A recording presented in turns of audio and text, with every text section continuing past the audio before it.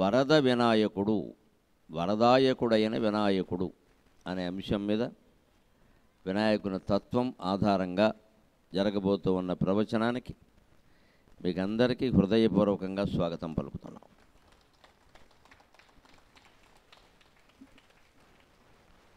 మాతృదేవోభవ. తల్లిని తూచగా గలుగు ధాన్యధనములు లేవు గాని, అమ్మ తల్లిని తూచగా గలుగు ధాన్యధనములు లేవు గాని, నేనల్లిన పద్యమొక్కటి హృదంతర భావసుధాస్రవంతియై. తల్లిని తూచగా గలుగు ధాన్యధనములు లేవు గాని, నేనల్లిన పద్యమొక్కటి హృదంతర భావసుధాస్రవంతియై. తల్లి పదమ్ములం తులసిదామమునై తులతూగుచుండ, మా తల్లి పదంబులం తులసిదామమునై తులతూగుచుండ, నాయుల్లము ఫుల్ల నీరజ మృదోజ్వలమై వెలిగించు కన్నులన్. నాయుల్లము ఫుల్ల నీరజ మృదోజ్వలమై వెలిగించు కన్నులన్. తల్లిదండ్రుల ప్రేమని తూచాలి అంటే ధాన్యాలు సరిపోవు, ధనాలు సరిపోవు. తల్లిని తూచగా గలుగు ధనములు లేవు కానీ, మరి లేనప్పుడు ఏం చేయాలి? ఏదో రకంగా వాళ్ళ రుణం తీర్చుకుందాం అనిపిస్తుంది కదా. వినాయకుడికి అనిపించింది, మనకే అనిపిస్తుంది. నేనల్లిన పద్యమొక్కటి హృదంతర భావసుధాస్రవంతియై. నేను కవిని కాబట్టి, అవధానిని కాబట్టి, పద్యం వల్లే శక్తి సరస్వతి కటాక్షం వల్ల లభించింది కాబట్టి, అమ్మా నీ మీద ఒక పద్యం అల్లుతాను, అది నా హృదయంలో ఉండేటువంటి భావాల అమృత ప్రవాహంలాగా. తల్లి పదమ్ములం తులసిదామమునై తులతూగుచుండ, నీ పాదాల్లో అది తులసి ఆకుల మాలలాగా, నీ ప్రేమకి కొలమానంలాగా తులతూగుతూ ఉంటే అంతకంటే తోచడానికి సాధనమేమీ లేదు. భగవంతుడిని తోచాలంటే తులసాకే ప్రమాణం. సత్యభామ సమస్త ఆభరణాలతోనూ కోట్ల విలువలు చేసే ధనరాశులతోనూ శ్రీకృష్ణుడిని తోద్దామని ప్రయత్నం చేసింది, కుదరలేదు. ఆయన తోగలేదు. ఆయనకి ఇష్టమైతే తప్ప ఎవరికీ లొంగడు. ఆయనకి ఇష్టంగా లేదు, లొంగలేదు. నీ ఇష్టం మొత్తం అంతా సమర్పించుకో అన్నాడు. ఏమీ ఉపయోగం లేదు. చివరికి బంగారం అంతా అయిపోయి మంచాలు కుర్చీలు కూడా పట్టుకొచ్చి అందులో బారేశారు. అయినా కుదరలేదు. కానీ రుక్మిణీదేవి భక్తిగా, నువ్వు తూగాలంటే తూగుతావు కానీ మేము నిన్నెక్కడ తోచగలమజా అని తులసి మొక్కకి ప్రదక్షిణం చేసి, ఒక్క ఆకు తులసి మొక్క అనుమతితో త్రుంచి, ఆ ఆకుని శ్రీకృష్ణుడు కూర్చున్నటువంటి త్రాసుకి రెండో వైపున వేయగానే శుభ్రంగా లేచి కూర్చున్నాడు. ఆయనకి ఇష్టమైంది లేచాడు. తులసి అంటే ఇష్టం కాదు, భక్తి అంటే ఇష్టం. మనం అనుకుంటాం అలాగే భగవంతుడికి తులసి అంటే ఇష్టం, అందుకని బాగా తోటలు పెంచేసి ఆయనకే చికాకు వచ్చేలాగా తులసి ఆయన మీద వేసేస్తూ ఉంటాం. ఊరికి 1,00,000 తులసి, 1,00,000 తులసిని. ఇదే వెర్రి అంటే ఇదే. ఆయనకు తులసి ఇష్టమై లొంగలేదు, రుక్మిణీదేవి ఇష్టమై కూడా లొంగలేదు. భక్తి ఇష్టమై, నిరాడంబరత ఇష్టమై, నిరహంకార స్వభావం ఇష్టమై లొంగాడు. ఆ నిరాడంబరతకి, భక్తికి, నిరహంకార స్వభావానికి తులిసాకు ఒక ప్రతీక అంతే. తులిసాకు కాకపోతే తూటాకు కూడా కావచ్చు, అది పెద్ద విషయం కాదు. అది భగవంతుడు అవన్నీ లెక్క పెట్టుకోడు, మన అంతరంగాన్ని చూస్తాడే. అందుకని ఇంత జ్ఞానాన్ని ఇచ్చినటువంటి తల్లితో కూడా నేను ఏమంటున్నాను అంటే, నిన్ను తూచగలిగేటువంటి ధనధాన్యాలు నా దగ్గర లేవమ్మా, నేను ఇవ్వగలిగింది తులసాకు కూడా కాదు, ఓ పద్యం ఇవ్వగలను. అందుకని ఆ పద్యమే నీ పాదాల్లో తులసాకై తులతూగుచుండ, నాయుల్లము ఫుల్ల నీరజ మృదోజ్వలమై వెలిగించు కన్నులన్. నా హృదయం వికసించినటువంటి కలువ పువ్వులాగా ప్రకాశించి నా కళ్ళను వెలగింపజేసి ఈ కార్యక్రమాన్ని నడిపింపజేయునుగాత అని మాతృవందనంతో దీన్ని ప్రారంభిస్తూ ఉన్నాం. ఇక ఆ మాతాపితరుల యొక్క విలువని మనకి తెలియజేసిన గణపతి తత్వం, గణపతి వైభవం, గణపతి యొక్క స్వభావం, ఇవాల్టికి ఇన్ని వేల సంవత్సరాల తర్వాత కూడా గణపతి యొక్క ప్రభావం ఎంత ఉందో మనం రకరకాల సాహిత్యంలో ఉండే పద్యాల ద్వారా తెలుసుకునేటువంటి ప్రయత్నం చేద్దాం. నేను మా ఇంట్లో ఉండే తాటాకు పుస్తకం ఓసారి తిరగేశా. మా నాన్నగారు మా తాతగారి నుంచి వచ్చినటువంటి సంపద, గ్రంథ సంపద కొంత ఇంట్లో అట్టు పెట్టుకున్నారు. ఏవో ఆయన చదివారు. తర్వాత ఒక 30 పుస్తకాలు, తాటాకు పుస్తకాలు మిగిలి ఉంటే, సరే ఉన్నవాళ్ళలో నువ్వేదో కాస్త ఈ ఆసక్తి ఉన్నవాడిలా ఉన్నావు, తెలుగు ఎంఏ చదివావు కదా, అందుకని ఇవేవో తీసుకోరా అని నాకు ఆయన అవి ఇచ్చారు. ఆస్తి కూడా ఇచ్చారండి, దాంతోపాటు ఇవి ఇచ్చారు. అది ఇవ్వకుండా ఇది ఇవ్వాల, అన్నీ సమానంగానే ఇచ్చారు, నాకేమీ తక్కువ చేయలేదు. దాంతోపాటు నాకు అదనంగా ఈ తాటాకు పుస్తకాలు ఇచ్చారు. మహానుభావుడు అవధాన కళ కూడా ఇచ్చాడు. ఆయన వేదంలో అవధాని, మా నాన్నగారు ఆయన అవధాని గారు అనేవారు.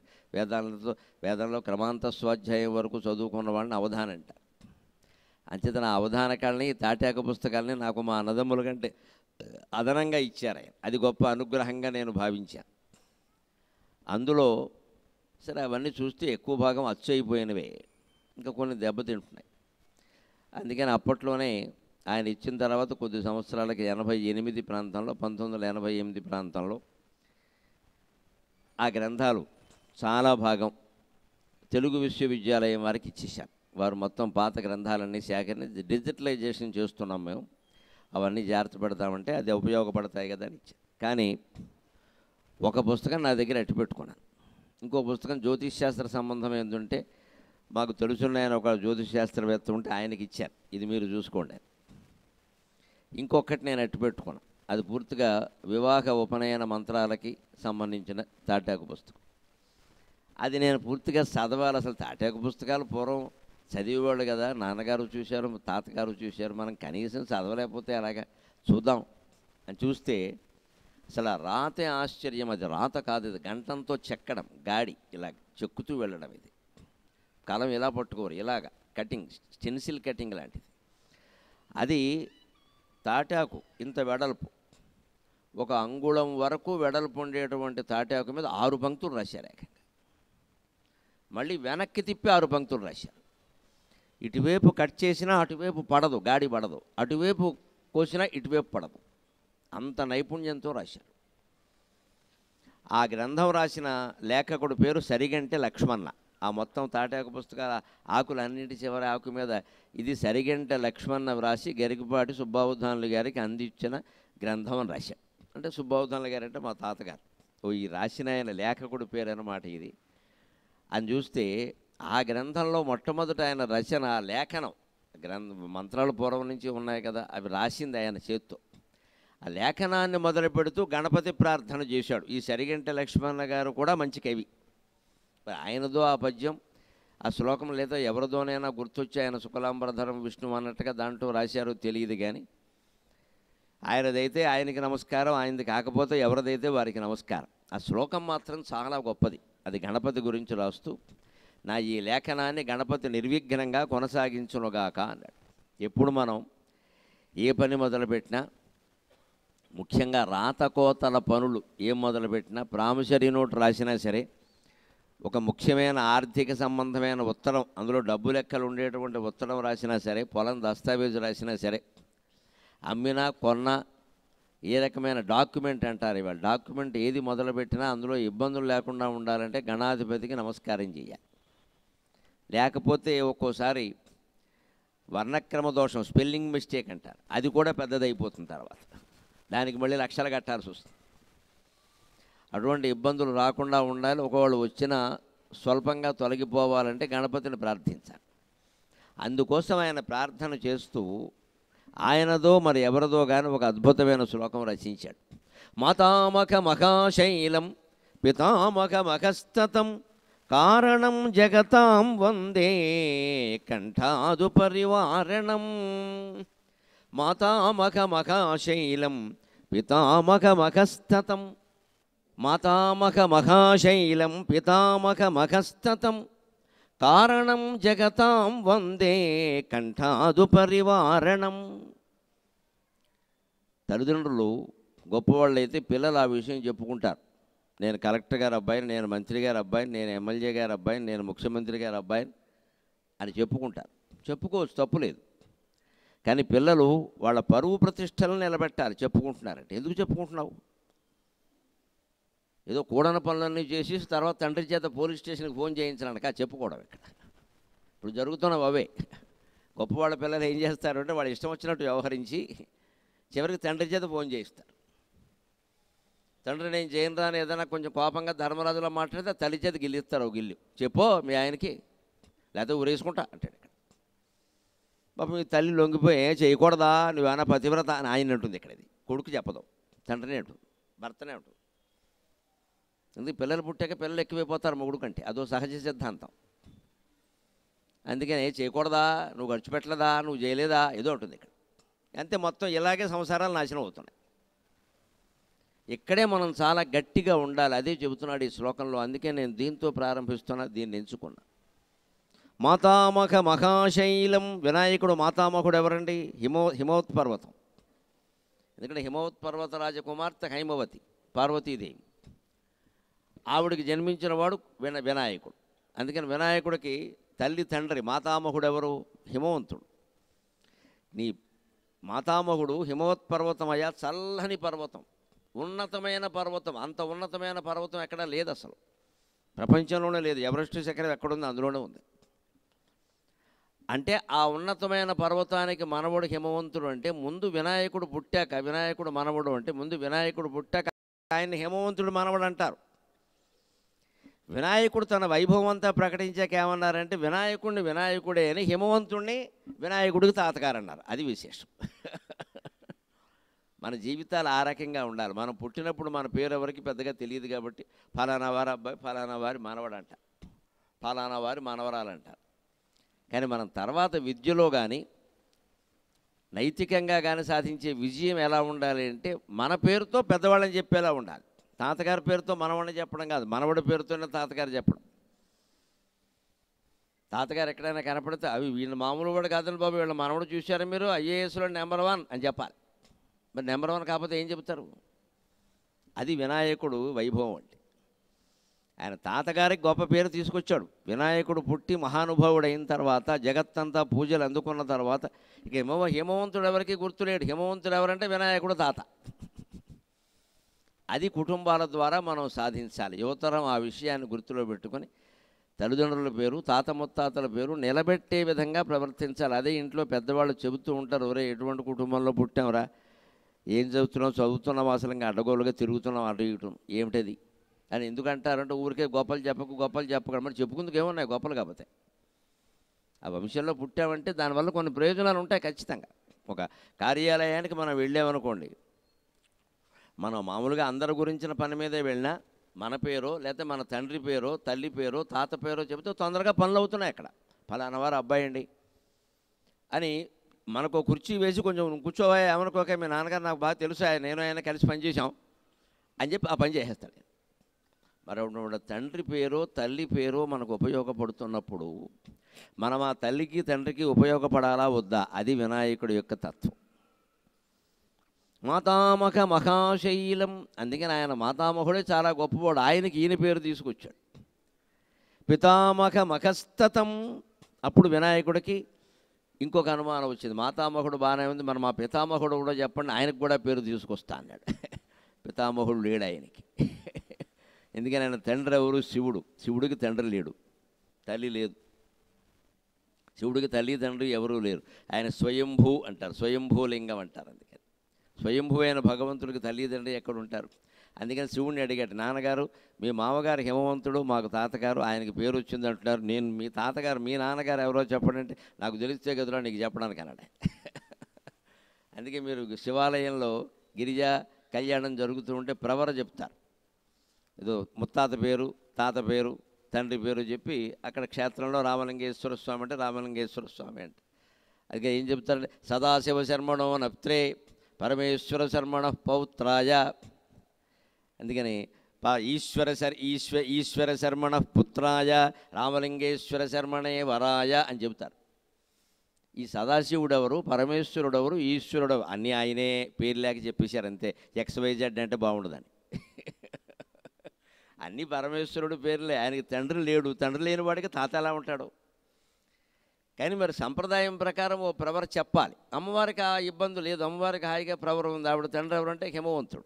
ఆ హిమవంతుడి పందులు ఇంకో పర్వతం ఉంది, దానికి ఇంకా బ్రహ్మదేవుడు ఉన్నాడు, బ్రహ్మదేవుడి నుంచి వచ్చే ఇవన్నీ చెబుతారు. శివుడు అలా రాలేదు, మరి స్వయంభువు. విష్ణువు అంతే. రాముడైతే ప్రవరం ఉంటుంది ఖచ్చితంగా. దశరథ మహారాజు పుత్రుడు, అజమహారాజు పౌత్రుడు, రఘుమహారాజు మన ప్రపౌత్రుడు అని చెప్తారు. సీతాదేవికి చెప్తారు జనక మహారాజు, కుశధ్వజ మహారాజు, రత్నధ్వజ మహారాజు, అలా వాళ్ళ పేర్లు వాళ్ళకు ఉన్నాయి. వాళ్ళు రాజవంశాల్లో పుట్టారు కాబట్టి, మానవులుగా పుట్టారు కాబట్టి. మరి విష్ణువు శివుడు మానవులుగా పుట్టలేదు. అవతారం ఎత్తడం వేరు, సహజంగా ఉండడం వేరు. అందుకని శివుడికి ప్రవర లేదు. అందుకని వినాయకుడు అడిగితే మా నాన్న పేరు నాకే తెలియదురా, నీకేం చెప్పను అన్నట్టు. దానికి ఇక్కడ కవి ఏమంటున్నాడంటే సరిగంట లక్ష్మణ్ గారు, పితామహ మహస్తతం. పితామహుడు ఎవరంటే ఒక మహత్తరమైన తేజస్సు, అంతటా వ్యాపించిన తేజస్సు, అంతకంటే ఏం లేదు పో అన్నాడు. అంచేది వినాయకుడికి మాతామహుడు ఎవరంటే హిమవంతుడు, పితామహుడు ఎవరంటే విశ్వమంతా వ్యాపించిన పరమాత్మ తేజస్సు. అది ఆయనే, వినాయకుడే పరమాత్మ. ఇంకా మళ్ళీ వేరే చెప్పేది ఏమిటి, ఆయనే. కారణం జగతాం వందే కంఠాదుపరివారణం. ఈ జగత్తుకంతటికి కారణమైన వాడు వినాయకుడు. కారణం కావడం అంటే భగవంతుడు ఈ జగత్తు కారణం అంటే కారణం, కాదంటే కాదు. మనం కూడా ఇంట్లో ఉంటున్నాం, సంసారం చేస్తున్నాం, ఉద్యోగం చేస్తున్నామంటే దేనికైనా మనం కారణమా అంటే కారణమే ఒప్పుకోవాలి, కాదు అంటే కాదు కూడా. బయటికి కారణంలాగా కనపడుతూ మన పనేదో మనం చెయ్యాలి.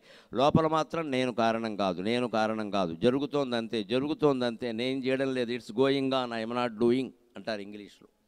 అది జరుగుతోంది, నేను చేయడంలా. అలా ఉంటాడు భగవంతుడు. అందుకే ఆయనకి కారణం అకారణం అని కూడా అంటారు. కారణాయ నమః, అకారణాయ నమః, కారణాకారణాయ నమః. ఈ మాటలన్నీ ఉంటాయి. ఈ మాటలన్నీ భగవంతుడికి వర్పిస్తాయి. ఆయన అనుకుంటే కారణం అవుతాడు, లేకపోతే కారణం కాదు. ఎందుకంటే నేను కారణము అని ఆయన అనుకోడు. జీవుడికి దేవుడికి తేడా అదే. మనం ప్రతిదానికి మనం కారణం అని అనుకుంటాం. ఏదైనా గొప్ప పని జరిగింది అనుకోండి, ముందే వచ్చేస్తాం, ఇది నా వల్ల జరిగింది, నా వల్ల జరిగింది. ఏదైనా చెడు జరిగింది అనుకోండి, అబ్బాబ్బా నేను వద్దని చెప్పినా కానీ వాడు ఎవడో చేశాడంట. అక్కడ మంచి పనికి గొప్ప పనికి అందరూ ముందుకు వచ్చేస్తారు, నేనే చేశాను. ఏదైనా లోపం జరిగేసరికి నాది కాదంటాడు. కొంతమంది మనుషులు ఎలా ఉంటారు అంటే విపరీతమైన నిరాశకి నిస్పృహకి లోనయ్యి ఆ ఏదైనా సమస్య వస్తే నాకే సమస్యలు వస్తున్నాయి, ఈసారి ఏమిటో ఏడాది బట్టి ఎలాగే జరుగుతోంది, ఎందుకంటే కిందసారి నేను గణపతి పూజలో 21 పత్రాలకి 19 ఇచ్చా, 2 దేలా, అందుకని దేవుడు కక్ష కట్టాడు అనుకుంటారు. వారికో నమస్కారం. ఈ 2 ఆకుల కోసం ఎడుస్తాడా దేవుడు? ఇక్కడ 2 ఆకులు కావాలంటే తమిళనాడులో అన్నాడీఎంకే పార్టీ ఉంది, వాడిని అడిగితే 2 ఆకులు ఇస్తాడు, వాడు గుర్తు ఇదే. ఈ 2 ఆకుల కోసం దేవుడు ఏడుస్తాడు. కానీ మనిషి ఆలోచన అలా ఉంటుంది. మూఢ విశ్వాసాలంటే ఇవే. నేనేదో వినాయకుడు పూజలో లోపం చేశా, అందుకని నాకు ఇవన్నీ వచ్చేసే వరుసగా. నిజానికి పూజలో లోపం జరిగితే అవన్నీ రావండి. అలాగే దేవుళ్ళు కక్ష కట్టరు. దేవుడు అంటే దయామయుడు. మనం పూజ ఎప్పుడు ఆయన కోపం కక్ష కూడా కట్టాడు, కోపం కూడా చూపడు, దాని ఫలితం రాదు. ఎందుకంటే నువ్వు చిత్తశుద్ధితో చేయలేదు. అది ఆకు పెట్టడం చాకు పెట్టడం సమస్య కాదు. అక్కడ నువ్వు చిత్తశుద్ధితో చేయలేదు. ఏవో పిచ్చి కోరికలు పెట్టుకుని భయపడుతూ బాధపడుతూ చేసావు. అలా చేస్తే పూజ ఫలించదు. మనం ఎన్ని తీర్థయాత్రలు చేసినా, క్షేత్రాలు తిరిగినా మన కోరికలు ఫలించకపోవడానికి, ఉన్న కష్టాలు తొలగకపోవడానికి ప్రధాన కారణం ఏమిటంటే మన మనస్సు నిండా భయాలు, చింతలు, ఆలోచనలు, ఉద్వేగాలు రకరకాల ఉన్నాయి. కానీ నిర్మలమైన మనస్సు మాత్రం మనకి లేదు. ఇవి ఏవీ లేకుండా భగవంతుడికి ఒక్క నమస్కారం చేసుకుని మనం రాలేమా? ప్రతిదీ కోరాలా? అక్కడ ఏమీ కోరకుండా భగవంతుడికి నమస్కారం చేసి నీకు సేవ చేయడమే భాగ్యమయ్యా బాబు, మళ్ళీ కోరడం ఏంటి? ఇక్కడ ఇంత పందిరేసి, ఇంత విగ్రహం పెట్టి, ఇన్ని నైవేద్యాలు పెట్టి, ఇంత హడావుడు చేసాం, ఇందులో నాకు పాత్ర ఉందంటే అది చాలయ్యా, ఈ జన్మకని నమస్కారం పెట్టి వెళ్ళిపోండి, మీ సంగతి ఆయన చూసుకుంటాడు. ఏదో ఒకటి కోరడం మొదలు పెడితే ఎలా ఉంటుంది? దేవుడు చాలా తెలివైన వాడు, ఆ కోరిక తీరుస్తాడు. దాని తర్వాత వచ్చే సమస్యలన్నీ నువ్వే ఎదుర్కోవాలి. ఎందుకు కోరావు? పని లేక. అందుకని కోరేటప్పుడే చాలా జాగ్రత్తగా ఉండాలి. అందుకని కారణం జగతాం, ఆయన జగత్తు కారణమే. కానీ ఆయన అనుకోడు, మనం అనుకోవాలి ఆ విషయం.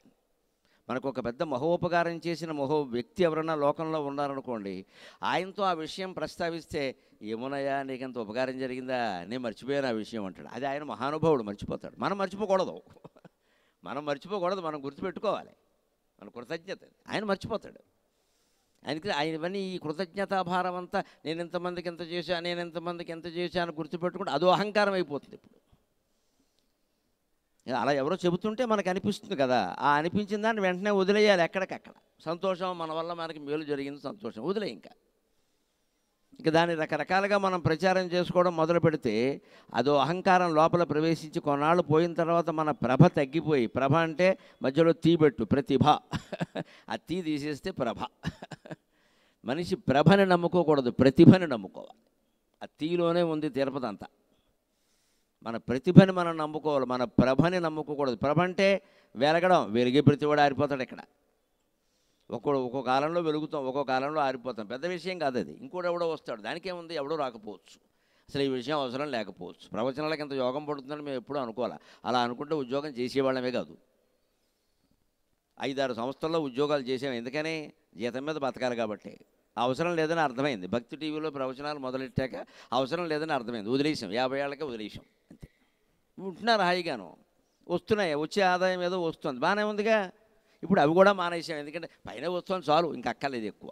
ఇంకా అవి చేసి ఇవి చేసామనుకో అప్పుడే పేపర్లో పేరు వస్తుంది, ఈ మధ్య ఆరోగ్యం విషమించిందని. ఓవర్ యాక్షన్లు చేయకూడదు. మన ఖాతాలు పెరిగినప్పుడు తగ్గించుకోవాలి.